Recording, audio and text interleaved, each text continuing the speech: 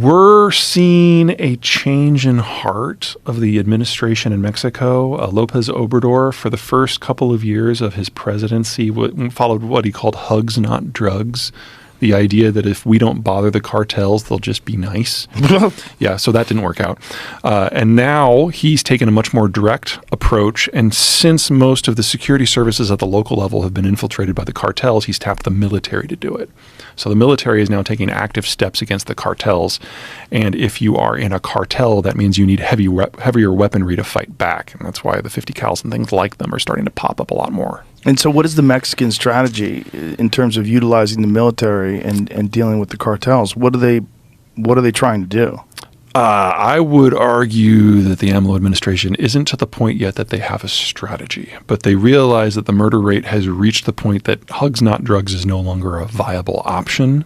And so they're trying to militarize the equation in the hopes that the Mexican military is more capable than this or that cartel.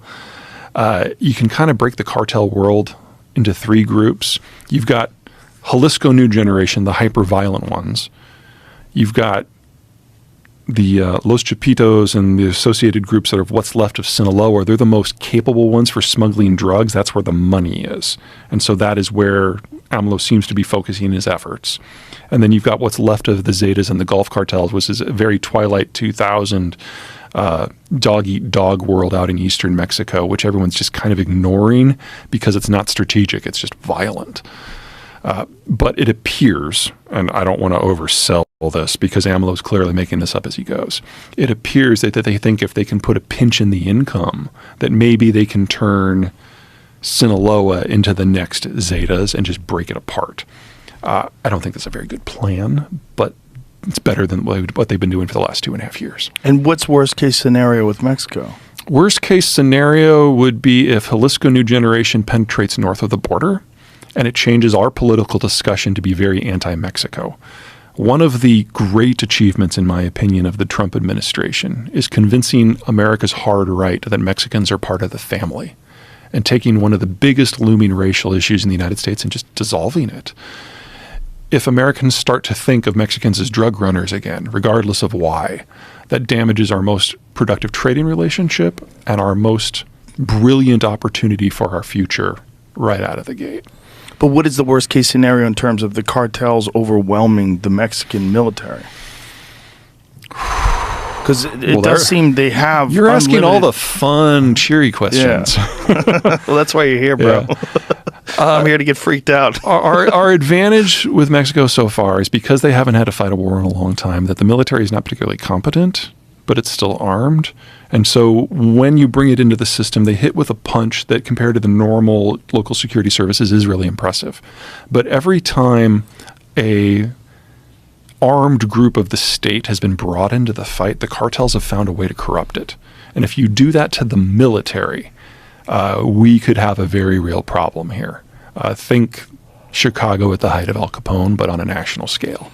Jesus Christ.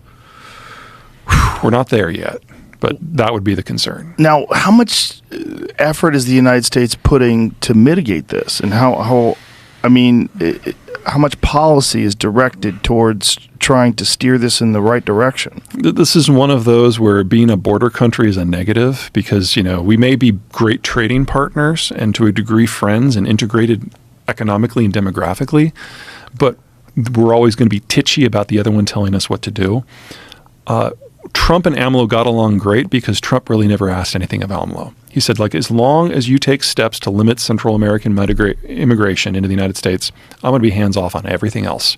And so relations were pretty warm. Biden comes in and takes a much more traditional American approach. So it's about immigration, it's about drugs, it's about rule of law, it's about investment. And AMLO is like a really, really angry Trump. And he sees this all as unnecessary challenges to him personally. So the relationship between between Biden and AMLO is really poor.